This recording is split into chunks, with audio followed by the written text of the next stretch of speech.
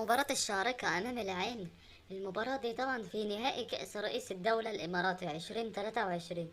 المباراة دي بإذن الله هتتلعب النهاردة الجمعة 28/4/2023 الساعة 5:25 مساء بتوقيت مصر وليبيا والسودان وفلسطين، 6:25 مساء بتوقيت السعودية والكويت وقطر والبحرين واليمن والعراق وسوريا والأردن ولبنان، و7:25 مساء بتوقيت الإمارات وعمان، و4:25 مساء بتوقيت تونس والجزائر والمغرب، و3:25 عصرا بتوقيت موريتانيا.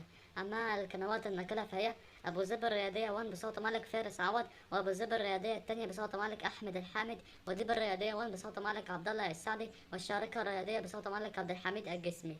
طبعا ملعب المباراة هو استاد محمد ابن زايد. اشترك في القناة وفعل زر الجرس واعمل لايك للفيديو. أهم حاجة ما تنساش تتوقع نتيجة المباراة في التعليقات. والسلام عليكم ورحمة الله وبركاته.